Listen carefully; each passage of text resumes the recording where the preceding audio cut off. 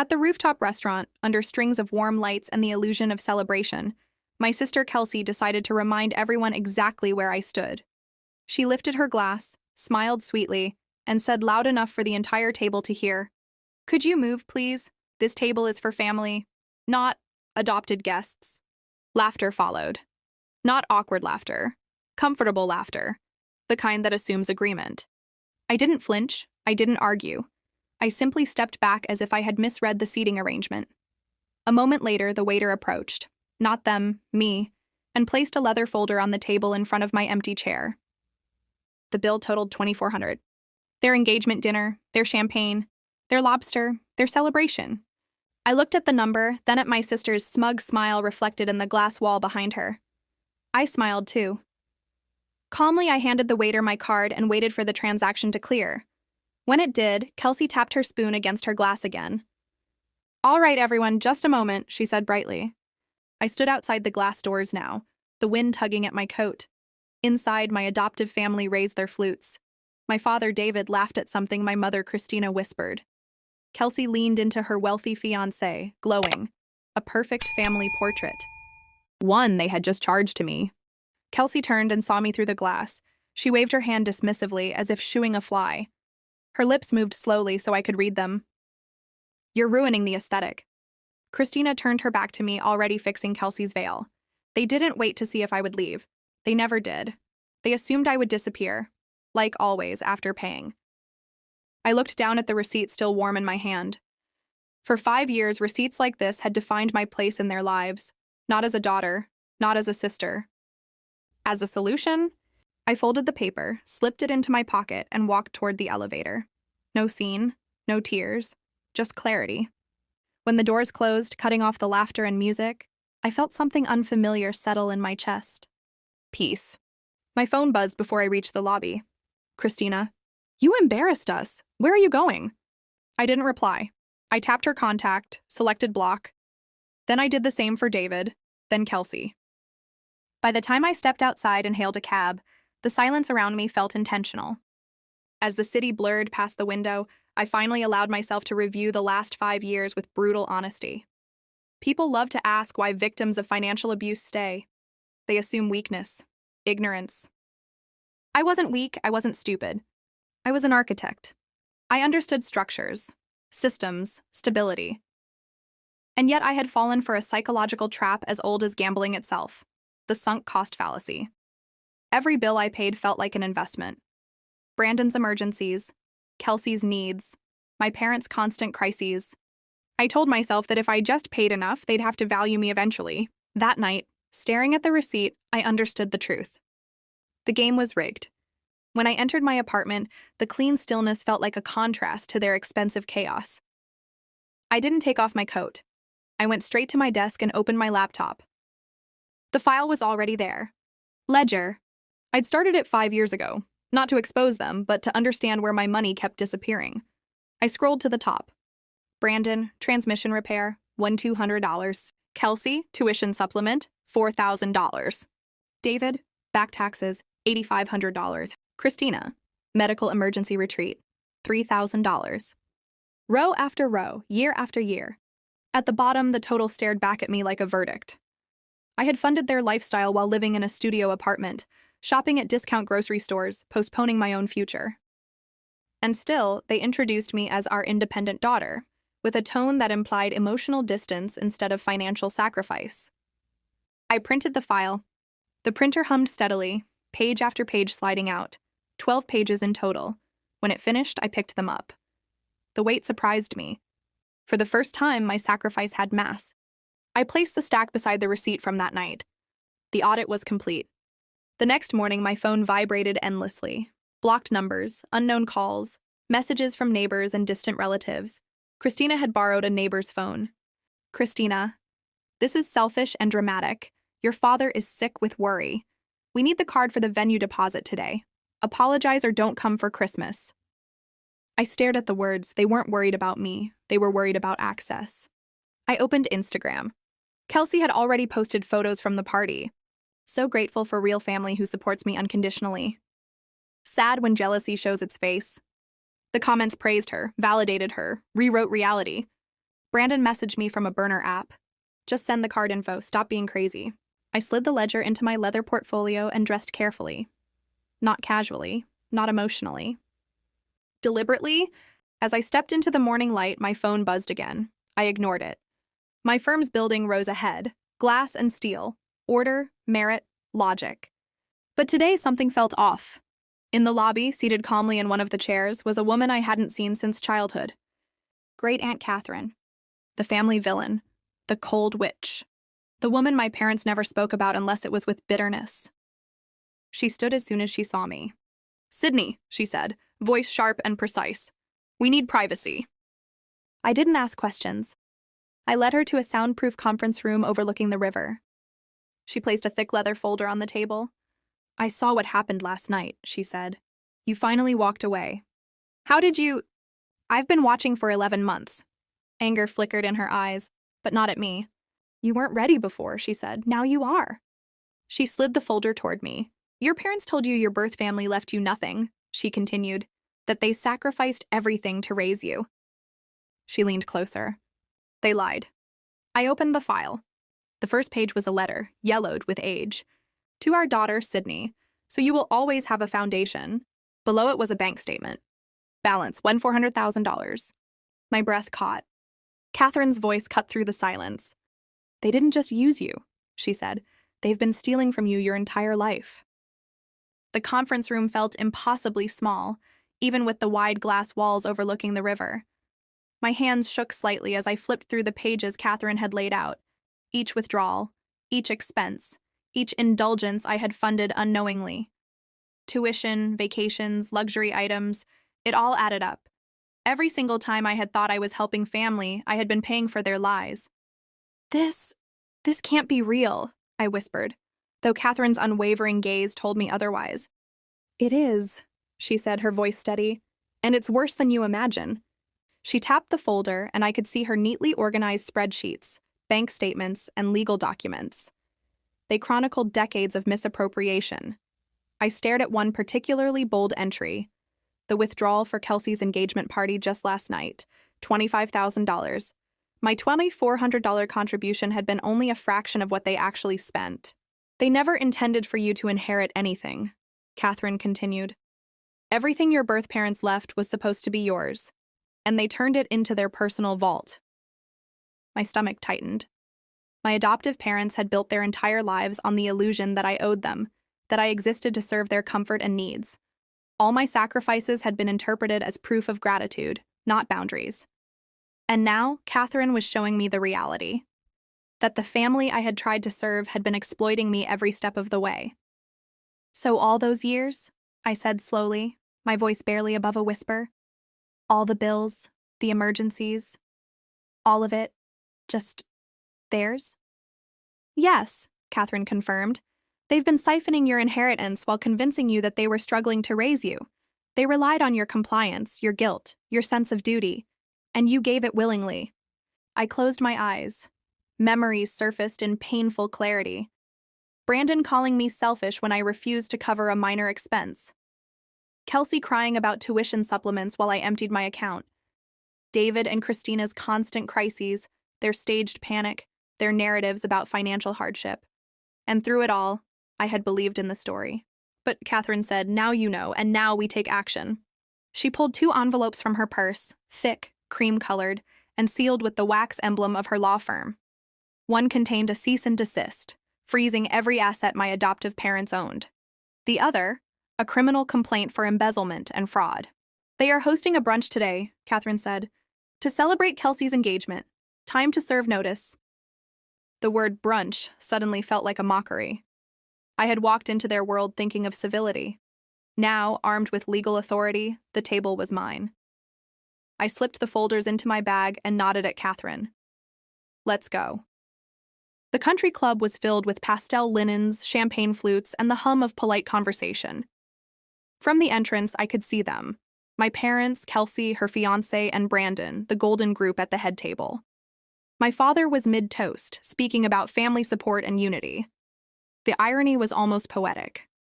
Catherine adjusted her scarf, exuding calm power, and asked, "Ready?" I took a deep breath. "Let's burn it down." As we walked in, the room fell silent. Conversations paused mid-sentence. Glasses lowered. The air thickened. Christina's smile twisted into panic. She tried to intercept us. "Sydney, this isn't appropriate. You were uninvited." I stepped forward, my voice firm. "We are here to serve notice."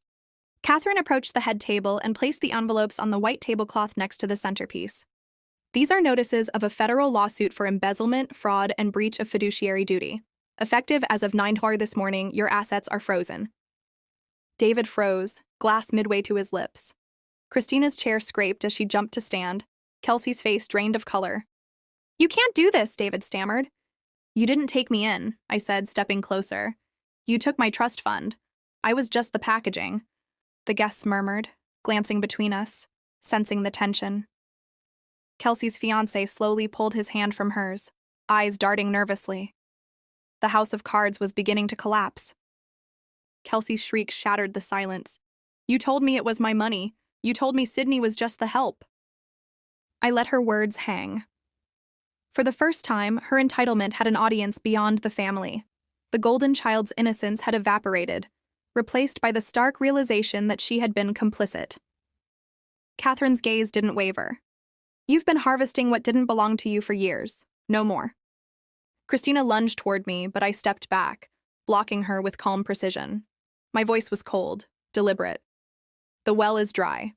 The money ends here." The guests shifted in their seats, uncomfortable but captivated.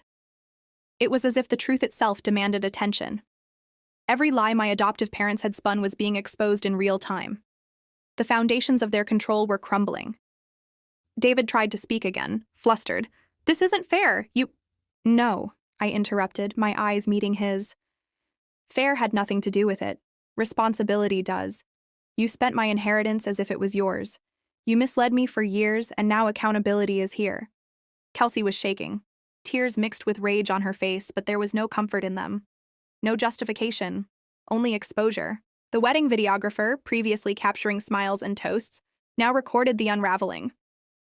I realized, with a bitter sense of satisfaction, that this would be the moment my parents' carefully curated story began to fracture forever. Brandon muttered something under his breath about this being crazy. I ignored him. He had benefited the most and noticed nothing. Today, he would learn. I turned my attention back to Catherine. "What happens next?" "We wait," she said, her tone calm, measured. "They will have to respond. The court process begins. The frozen accounts, the legal notices, they force a reckoning." I nodded. My heart pounded, not with fear, but with clarity. For the first time, I felt the power that had always been withheld from me. I could finally see the truth without distortion. The narrative of victimhood was over. I wasn't powerless. I wasn't a failure for leaving the table. I had been the one holding the ledger, the one who understood the flow of money, the one who could now correct the course of my own life. As I left the country club that afternoon, I felt something heavy lift from my shoulders. The city skyline stretched before me, indifferent and vast. But for the first time, I was not small in it. I had reclaimed agency. I had reclaimed truth. Catherine's final words echoed as we stepped into the cab. "You were ready last night. Tonight you prove it." I looked out the window, watching my adoptive family shrink into the distance, their faces frozen in shock and confusion. The injustice they had built around themselves could no longer survive the weight of evidence. And as the cab carried me home, I let a small, satisfied smile cross my face. This wasn't just revenge. This was reclamation. The evening after the brunch, my apartment felt impossibly quiet, yet charged. The ledger lay open on my desk, the ink of every transaction still fresh in my mind. Catherine had returned to her own world, but her presence lingered, a reminder that the first strike had been made. I now had the tools, the documents, and the legal authority to finish what had started. I poured a glass of water and stared out the window at the city lights, reflecting off the river. For 25 years, my life had been defined by other people's narratives, their carefully constructed illusions. But tonight, I realized the truth. I had been the only architect of my destiny. The phone rang, a blocked number, familiar in its persistence. I didn't answer. Not this time. My parents' voices, filled with panic, frustration, and manipulation, would not sway me. The table was set, the pieces in motion, and I was no longer just a participant. The next morning, I received a formal acknowledgement from the courts. The freeze on my adoptive parents' assets had been processed. Emails from banks confirmed that no account under their names could be accessed without legal intervention. Their illusion of control, built on my obedience and silence, had vanished. I arrived at their home without warning, Catherine by my side. The door opened before I could knock. Christina's face, a mask of civility, fell immediately. David's posture stiffened. Brandon froze mid-step, clutching a phone as if it were a shield. And Kelsey, her carefully maintained facade of innocence shattered in an instant. "Why are you here?" Christina demanded, voice sharp, though tremors betrayed her composure. "To finish the conversation," I said, stepping inside, my heels clicking against the marble floor. I carried the folders with calm authority. Catherine followed silently. "This is about accountability," I continued, setting the first envelope on the table. "Your assets have been frozen. The second envelope contains formal criminal charges for embezzlement and fraud." The room erupted, David protested. "You don't understand." "I understand perfectly," I interrupted. "You stole from me. You lied about my inheritance. You built your lives on my compliance and my money, and you've lied about it every single day." Kelsey gasped. "This isn't fair. You can't do this." Fair. I'd heard that word for years. It had never applied to me, not once. "You don't get to lecture me about fairness," I said, voice cold and precise. "You made a choice to exploit me. Now there are consequences." Christina tried another tactic. "We raised you. We gave you a home, an education. You owe us." "You owe nothing," I replied. "Everything I have given you was mine to begin with. What you call support was theft. What you call sacrifice was manipulation. And today, it ends." Brandon muttered something under his breath about insanity. Kelsey's fiancé looked between us, uncertain, clearly realizing that the woman he had been planning to marry had been complicit in decades of deception. I opened the ledger and spread it on the table. "Every cent you spent, every expense, every withdrawal, documented. Proof. 12 pages of evidence. It's all here." The impact was immediate. Christina's hand trembled as she reached for a glass of water. David looked as if the floor beneath him had disappeared. Kelsey's face was pale, her entitlement stripped bare. "You see," I said, my voice even, "you believed the well was endless. That I would never stop paying, never stop believing in the story you told me. You were wrong." Catherine spoke then, her tone like steel. "This family has relied on deception for decades. The ledger, the legal actions, they restore balance. Justice doesn't have to be loud to be effective. But make no mistake, it is coming." The gravity of the situation settled over them like a suffocating cloud. I saw finally the fear behind their carefully curated masks. The panic. The realization that control had been stripped away, that the financial and emotional empire they had built on my back was crumbling. I turned back to the ledger. One final thing remained to be done: reclaiming what was rightfully mine.